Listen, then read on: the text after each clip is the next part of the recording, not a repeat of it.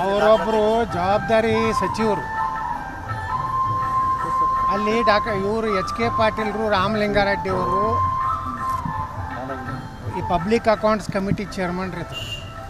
ಅವರಿಬ್ಬರ ಕಡೆಯಿಂದ ವಿಧಾನಸಭೆ ಒಳಗೆ ದಾಖಲೆ ಆಗ್ತವೆ, ಸಾರ್ವಜನಿಕ ದಾಖಲೆ ಆಗ್ತವೆ.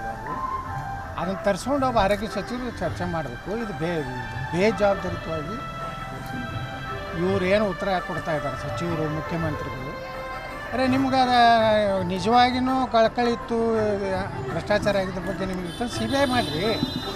ಒಬ್ಬ ಆರೋಗ್ಯ ಸಚಿವರಾಗಿ ಇಂಥ ಬಾಲಿಶ ಹೇಳಿಕೆಗಳು ಕೊಡಬಾರ್ದು.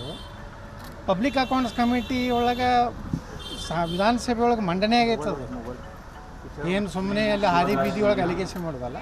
ಅದನ್ನು ದಾಖಲಾತಿಗಳನ್ನ ನಾ ಕೊಡುವ ಅವಶ್ಯಕತೆ ಇಲ್ಲ. ವಿಧಾನಸಭೆಯನ್ನು ತಗೊಳ್ಳಿ ಅವರು. ಅಲ್ಲಿ ಬಂದು ಹೇಳಬೇಕು, ಮೌಖಿಕವಾಗಿ ನಿಮ್ಗೆ ಒಂದು ಬಾರಿ ಹೇಳಿದಾರಂತೆ ಯಾರು?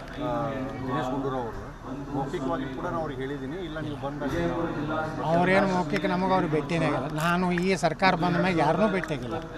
ಒಮ್ಮೆ ಶಾಮನೂರವ್ರನ್ನ ಒಂದು ಬೇರೆ ಕಳಿಸ್ಬಿಟ್ರೆ ಮುಖ್ಯಮಂತ್ರಿ ಹಿಡಿದು ಯಾರೋಡನೂ ಅಡ್ರೆಸ್ಟ್ ಇಲ್ಲ, ಯಾರನ್ನೂ ಭೇಟಿಯಾಗಿಲ್ಲ.